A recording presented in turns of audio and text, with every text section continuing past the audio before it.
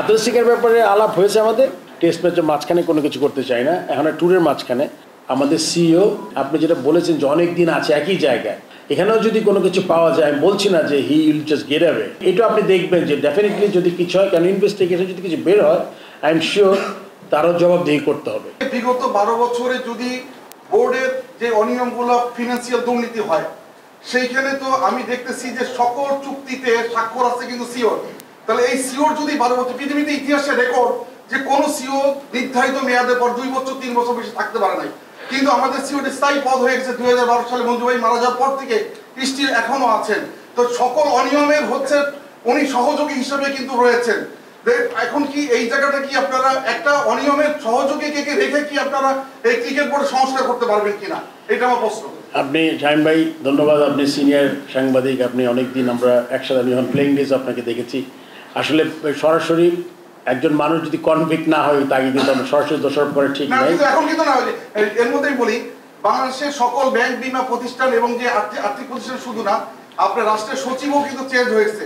যেহেতু দাপ্তরিক কাজ যারা করে সেই সচিবগুলো চেঞ্জ করে, কারণ এই কারণে যে তারা দুর্নীতির সহায়ক ছিল বলে তাদেরকে ক্লিন করার জন্য প্রতিষ্ঠানগুলো এদেরকে বাদ দেওয়া হয়েছে। কি আমরা এই কাজটা করতে পারি কিনা? আপনাকে আমি বলেছি যে এটা আসলে সে অফিসের সিইও হিসাবে তার জিনিসগুলোতে সই করতে হবে, এটা কিন্তু এটা ইটস এ নর্মাল প্র্যাকটিস। আপনি যদি ইনভেস্টিগেশন করেন তাহলে কিন্তু অনলি আপনি জানতে পারবেন যে এক্স্যাক্টলি কী ঘটেছে, তার আগে কিন্তু আপনি ডিফিকাল্ট। হ্যাঁ, আপনি যেটা বলেছেন আর আগে যেটা বলেছেন যে আপনার এই ইনফ্রাস্ট্রাকচার ডেভেলপমেন্টে তারা ঝুঁকে পড়েছে এনএসসিকে বাইপাস করে, আমার মনে হয় এরকম খুব বেশি জিনিস আমি দেখি নাই।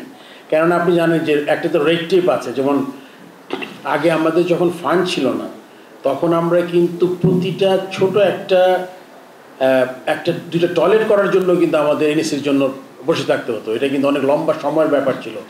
এখন আল্লাহর রহমতে যেহেতু বোর্ডের কিছু ফান্ড আছে যেটা যাতে আমরা প্রপার ইউটিলাইজেশন করতে পারি, সেই জন্য কিন্তু কিছু কিছু পদক্ষেপ হয়তো বোর্ড এখন নিজে নিতে পারে, বিকজ তারা একটু স্বয়ংসম্পন্ন হয়েছে ফাইন্যান্সিয়ালি। আর যেটা বললাম, যেমন আপনি বড় স্ট্রাকচারতে এনএসসি ছাড়া আপনি পারবেন না, কিন্তু ছোটো কাজগুলো যেটা আমি বললাম, আপনি বলেছেন এই দুর্নীতিকে কিন্তু আমি অস্বীকার করতে পারবো না। আই এম শিওর অন্য অন্য ডিপার্টমেন্টে যা হয়েছে কিছু দুর্নীতি তো হয়েছে, এটা আমরা সবাই জানি।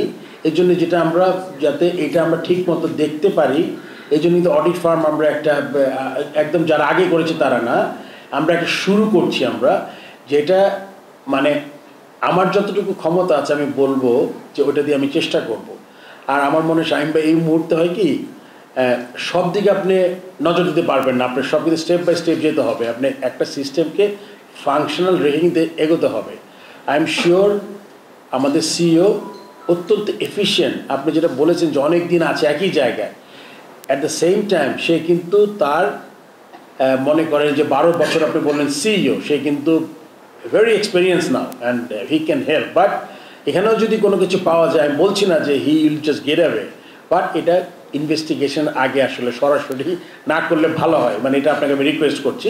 বাট এটার জন্য এটা আপনি দেখবেন যে ডেফিনেটলি যদি কিছু হয়, কারণ ইনভেস্টিগেশন যদি কিছু বের হয় আই এম শিওর তারও জবাবদিহি করতে হবে, এটা আমি বলতে পারি।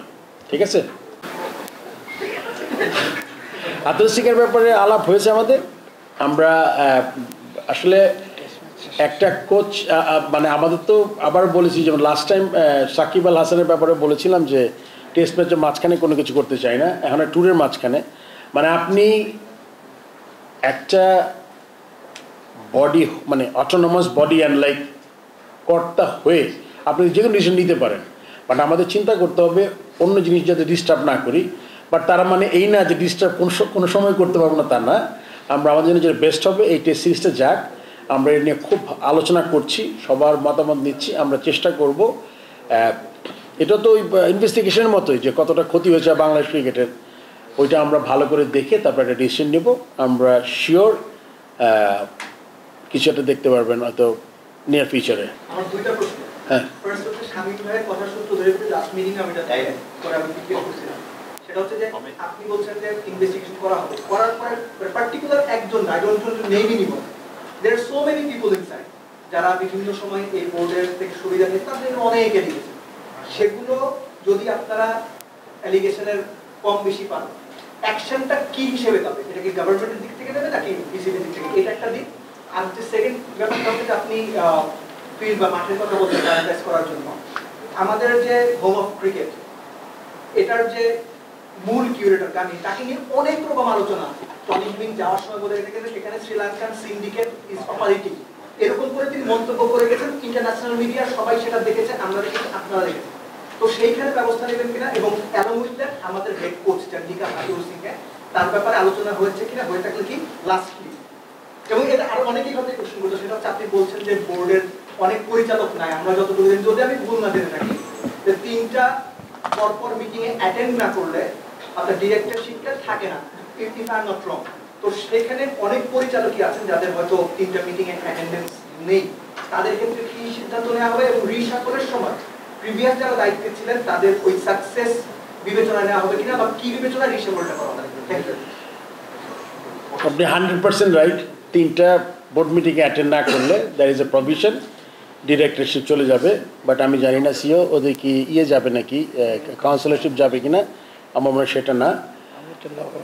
জানতে চাচ্ছি আমি আসলে এটা হলে গিয়ে এটা তো লাস্ট কোয়েশ্চেনটা করলাম। গামিনীর কথা আসছে, হেড কোচের কথা পরে আসছে, এটা তো ইম্পর্টেন্ট একটা জায়গা। হেড কোচ হলো head coach.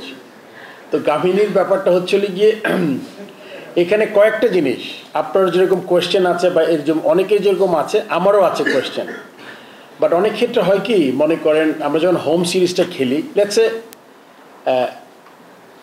Don't single out সবগুলো ম্যাচ, যেই ম্যাচগুলো মনে করেন বাংলাদেশ টিম খেলছে কোনো ফরেন টিমের সাথে, ওখানে শুধু এখানে কিন্তু গামিনী ইনভলভ না, over is year head coach বা ক্রিকেট অপারেশনসের চেয়ারম্যান, বা যারা একটু, আমি যেমন সিলেকশন কমিটির চেয়ারম্যান থাকতাম, এটা অবশ্য it's secret but everyone does it.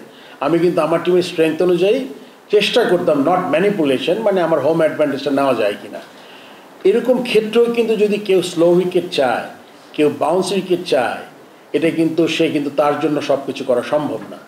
এটা বলার পরে এটা বলছি যে হ্যাঁ, গামিনী হয়তো বা আমরা যদি সে আমাদের কিউরেটার, আমাদের তো আরও গ্রাউন্ড আছে, ওখানে সে কাজ করতে পারে। ওইটা নিয়ে আমরা আজকে আলোচনা করেছি যে যেহেতু তাকে পুরোপুরি বলা যাবে না যে এত স্লো উইকেট কেন, এত লো বাউন্সের উইকেট কেন, বা এত ঘাস কেন, এটা কিন্তু ওই আপনার ট্যুর বাই ট্যুর বেসিসে এটা ডিপেন্ড করে। আর আপনি বললেন যে যদি ইনভেস্টিগেশন কিছু করে পাওয়া যায় তাহলে কি বোর্ড কিছু করবে নাকি না, এটা আসলে আমার মনে হয় যে দুর্নীতি হয়, দুর্নীতি দমন কমিশন আছে, আই এম শিওর যে এটা হয়তো ইন্টারভিন করবে। বাট আমাদের ইনিশিয়াল দায়িত্ব হলো গিয়ে দুর্নীতি যে হয়েছে বা কী মাত্রা হয়েছে, কতটুকু হয়েছে, এটা ফাইন্ড আউট করা। ভুললে চলবে না। মনে হয়েছে আমি অনেকদিন প্রেসিডেন্ট, আসলে 7 দিন হয়েছে আজকে, today is the 7th day. হ্যাঁ, so you have to be patient a little bit, আমাকে সময় দিতে হবে। আমি আগেও রিকোয়েস্ট করেছি, কাজের ফোকাস যাতে নষ্ট না হয়, আমাদের সব কাজ করতে হবে কাজ ঠিক রেখে।